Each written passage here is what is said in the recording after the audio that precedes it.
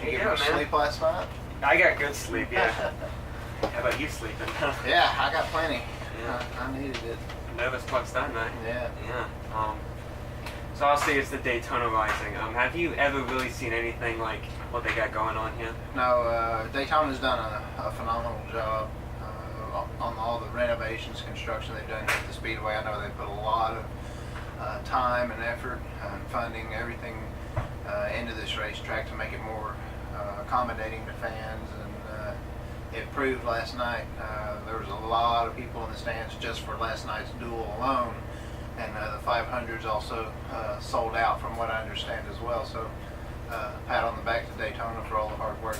It seems to be that it's paid off. So speaking of the crowd, do you really notice things like that when you're racing? Do you really get the energy from the crowd in the stands? Yeah. I mean, especially during driver introductions, it's cool to see all the different faces in the stands. Some people and a lot of people are just happy to be here and be able to watch these race cars go around the racetrack. And for me personally, it's just a blessing in itself just to be back here at Daytona. This is my one and only opportunity to race this season, so we're definitely making the most of that. I'm very, very proud of this BK racing team and everybody that's on the Stalkit Toyota Camry crew.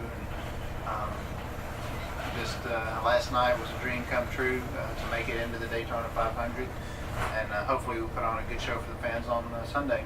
You talk about opportunities, like this whole thing with BK. How did this really come about? Whose idea was this? And, yeah. It's an interesting story on how all of this came about.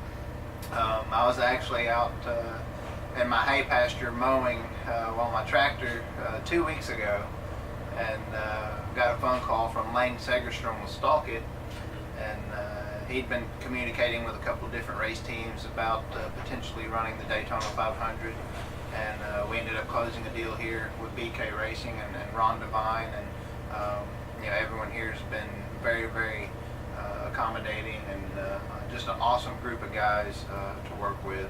Mike Ford's crew chiefing our deal. He's done a phenomenal job setting up this race car and rallying all the guys that he's got working over there to get this car into the show, and they've done a fantastic job for putting this car together in a matter of 2 weeks. So you talked about your schedule. This is a one-time thing. Does making the 500, does that have any effect on that, or does that maybe open up another opportunity for 2016? I mean, the opportunities are endless in this sport, but ultimately it is up to the sponsors' decision on what they want to do. If Stalkit and Corn Board want to come back on board to do more races, whether it be in the Truck Series, Xfinity Series, or here in the Cup Series, will ultimately be up to them. But making it into the Daytona 500 last night definitely opens up a lot of different doors that I've never been able to open before. Stalkit seeing you, why did they want to do this Daytona 500? Why was this a big event for them? Well, I mean, what do you think? I mean, the Daytona 500 is the Super Bowl of our sport. This is where all the celebrities show up to. This is where all the lights, the cameras, where the majority of the money in this sport is spent at this race. Just to try to have an opportunity to run up front and win this event is huge. I mean, you've seen what it's done for a lot of guys' careers, Trevor Bayne, Derek Cope, and the list goes on and on and on of how it's helped out their careers. Why not me? You have a 1 in 40 chance of winning the Daytona 500, and that's pretty good odds in my book. You haven't been in stock car for a little bit. I don't think you did any Xfinity last year. No. So being back here at Daytona, does this ease the pressure, or does it maybe advance the pressure being back in the car for the first time? Well, when we sold R3 Motorsports in 2014, I'd almost all but given up hope that I would ever get back in a race car again. My wife and I had just got married. We welcomed a baby boy into this world the first part of December, and it's been a lot slower pace of life for me back home in Texas. Been a hay farmer for the past couple of years, and just really enjoying life right now. But like I said, when I got the phone call that we're trying to put this deal together, it was a complete shock, to me. But at the same time, it's also something that we've been praying about and hoping that would eventually come about, to hopefully one day get back in a race car. It just came a lot sooner than anticipated. So 1 year ago today, what was your mindset when it came to racing in NASCAR?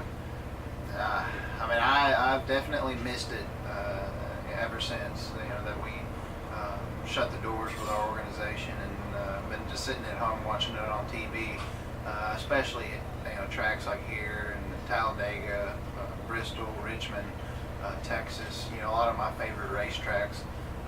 Seeing all my buddies out here racing, wondering what's going on in their lives, and along with a lot of the crew members that I'm friends with out here. Those are the things that I really miss the most. Not being able to approach my friends here in the garage area and see how their families are doing, how their children are doing, and just keeping that brotherhood up, because that's what NASCAR is really all about. It's similar to any professional sports team, even in the military. You can literally call this a brotherhood in this garage. Everybody knows everybody, and you create a lot of personal relationships with a lot of people over the years, and that's what I really miss the most. You got a heck of a lineup of teammates for this, and all four of you in the race. Got Michael Waltrip, DiBenedetto, Reagan. So what is it? Have you been talking to them, getting advice from them, especially Mikey? He's been doing this for so long. Yeah. Well, Mike's been so busy this weekend in between doing all the TV and radio personnel stuff. I briefly got to talk with him, but primarily I've been talking with David Reagan and Matt DiBenedetto. Obviously we had a really, really good qualifying lap, and I give all the credit to my crew and my crew chief, Mike Ford and all the guys over here on the Stalker Camry. That without that lap, it wouldn't have put us in position to even make the Daytona 500. So, and obviously with Matt DiBenedetto finishing where he did last night to guarantee us in the show, helped us out a ton too. So Matt's going to be on the Christmas list for sure this year. And just very, very blessed to be here. What's it about plate racing that gets you in a Cup car? See, I believe all your Cup starts have been in Daytona, Talladega. What's it about that type of racing that it really gets you on the track and gets you excited? Well, from a driver's perspective, the super speedways are where drivers can really show up and be a lot more relaxed than they can when you say you go to Bristol or any of the intermediate racetracks that we race at. Daytona, all drivers pretty do is mash the gas and hold a smooth steering wheel and just try to be as smooth and consistent as possible. Where you're completely relying on the car itself and the setup underneath it. Drivers can only do so much. It's kind of like a chess game. You got to plan out each move you make, who you want to run with, try to strategize as the race goes on, and hopefully you're there within the last 5 or 10 laps left in the race to have a crack at winning the race. On Sunday, you got to take a pretty classic picture next to your car when you posed next to the car. Did it feel cool taking that classic type of photo again? It really did. Especially after our qualifying effort. I was already all smiles as it was. And you look back at those old nostalgic pictures of the drivers posing by the Daytona International Speedway in the background, right there at the start-finish line. I always wanted a picture like that, and now I got one, so it was pretty cool. Is that your background photo on your laptop? Not right now, but it's on my Facebook page. And one more question. So you're crowd texting, obviously. Do you have any friends or family coming down for this race? Yes, I do. My wife and my little boy are here. My mother, my father, my mother-in-law. It's kind of nice to have the in-laws at the racetrack too.